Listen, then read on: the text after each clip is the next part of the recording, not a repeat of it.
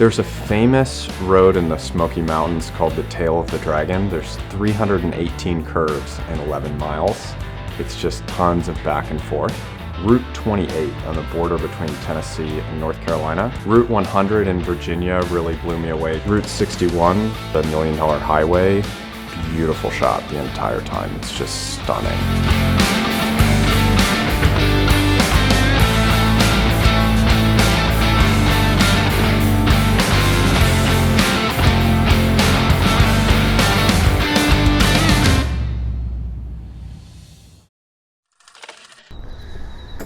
Hey people, I am in Nashville now after a couple days riding from Dallas through the rolling hills of Tennessee. I am going to an unofficial Bitcoin Magazine meetup tonight that Tommy, their art director, threw together today, so that should be fun. I met up with some people from Bitcoin Magazine last night and heard a little bit about Nashville, and it's interesting. It seems like Nashville is a really big Bitcoin hub. Obviously the meetup here is huge, and you have Bitcoin Magazine here that's kind of fostering a community. In Texas was kind of similar, where there's a big Bitcoin community across a few cities, and Unchained is doing a lot to kind of foster those meetups behind the scenes and make things work. So it's cool to see these like citadels kind of develop and Bitcoin culture kind of spread through and connect to local culture and people, you know, meeting in person.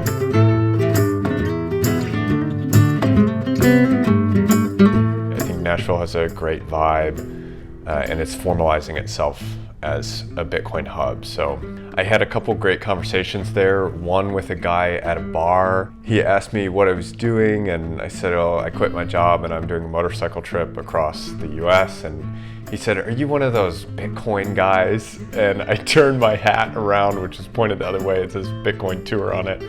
Turned it towards him and his jaw dropped.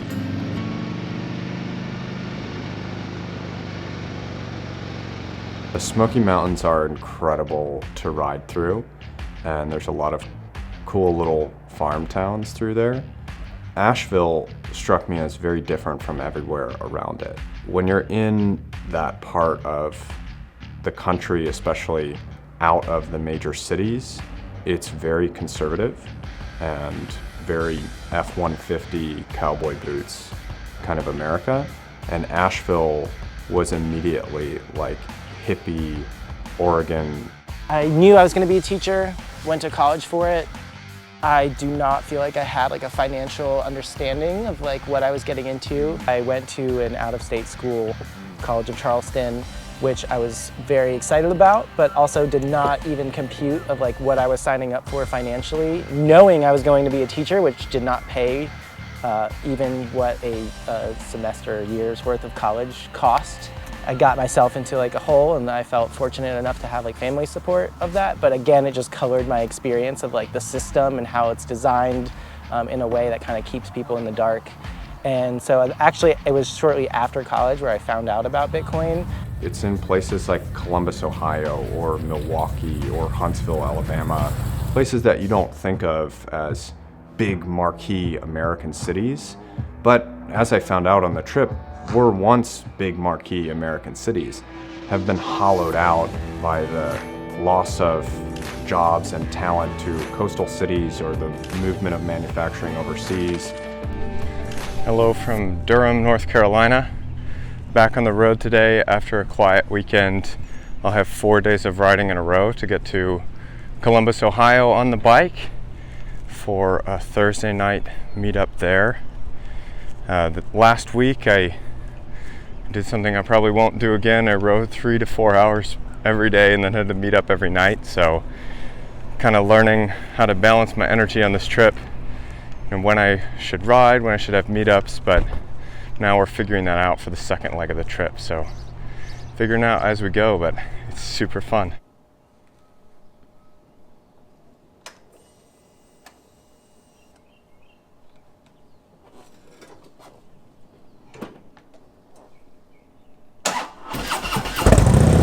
I got involved in Bitcoin in about 2016. Eventually came to it. Through my journey of trying to figure out what happened to me in 2009 when the housing market crashed. I would love for you to dig in a little bit more on how the housing crisis led you to Bitcoin. That's really interesting. And so I owned a plumbing company, and all of a sudden, all the realtors, the home builders start closing up shop. And basically, they're closing up shop, they're in debt, they can't pay anybody, they're trying to file bankruptcy, they're putting liens on houses. Contractors that they've had basically weren't getting paid.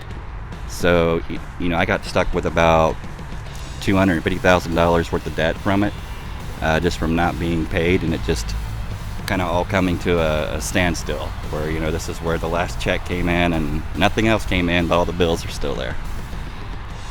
So basically spent some time just trying to figure out, how this whole animal of finance works, and how, I got stuck holding the hot potato, so to speak.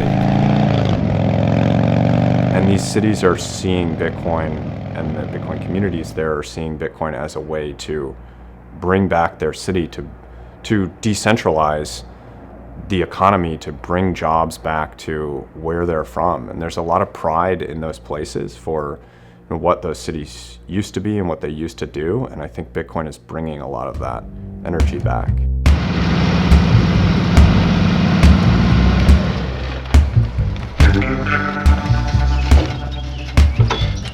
So I stopped on the side of the road here in Tennessee because I saw a local rancher selling beef, J&L Meat Company. So I bought a flat iron steak, seasoned it up, and I'm gonna cook it on the exhaust. It's about enough out here. Looking good. So I am eating steak number 3 that I cooked on the motorcycle, and it's kind of looking like the first one that I cooked. Almost like boiled, and it's a bit chewy. It's a New York strip, which is the same cut I had the first time. And I'm sitting here on the side of the road eating it like a dog, and all these people driving past are just looking at me like, what the hell is this guy doing? But I feel pretty confident. It's beef, so hopefully I'm not yakking tonight. Milwaukee uniquely is, it's a large enough city to have all the amenities of a big city, but small enough that I think there's not that many degrees of separation between anyone in Milwaukee.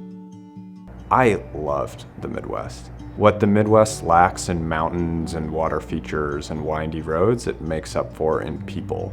There's a certain honest, hard-working ethic that just permeates everyone in the Midwest. So the idea that my partner Matt and I have is to get enough critical mass in Milwaukee to get the city behind Bitcoin in a big way.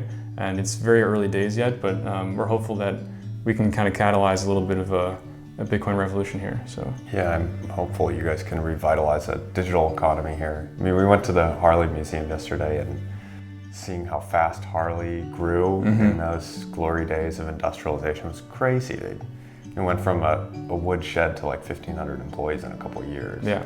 And that could easily happen all over again with the digital economy. I think you have the ingredients for it here. Bitcoin seems like it's really, really taking a hold in these little small places because of these kinds of events.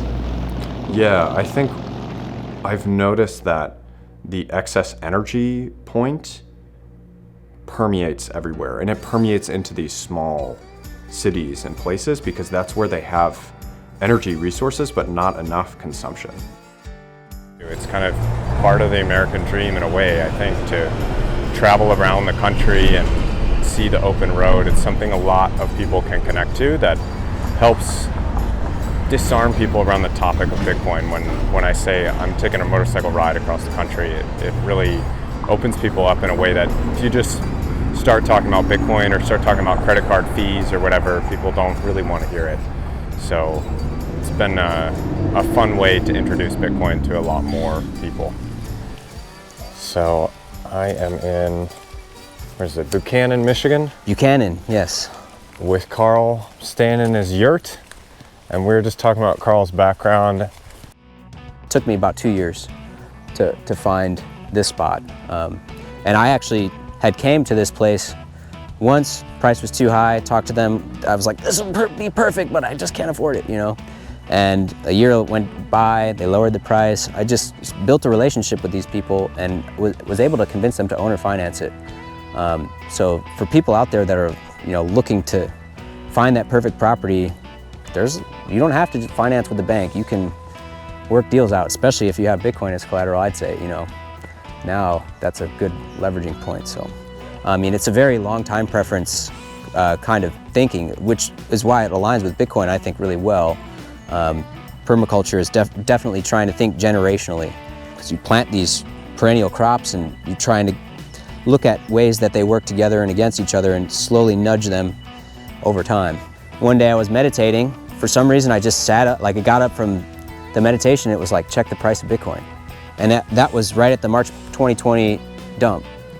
And I was like, well, the price is as low as it's ever been in the last year or so. I mean, it's pretty damn low. If I'm gonna start messing around with this, now's the time. As I learned more, I was like, this is like the digital version of permaculture in my mind.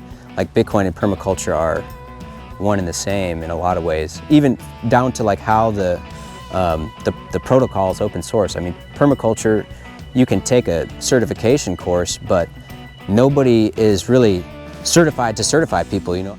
So he has this whole cornucopia of things, and he has a yurt on his property that he was about to list on Airbnb, and he let me stay in it for free for one night. And that was a really cool experience, because he built that whole yurt himself from a kit, but constructed the whole thing, and he's now going to put it on Airbnb, and he showed me around his farm, so I will never forget that. But there were a lot of experiences with Bitcoiners that were super memorable, a lot of amazing stays.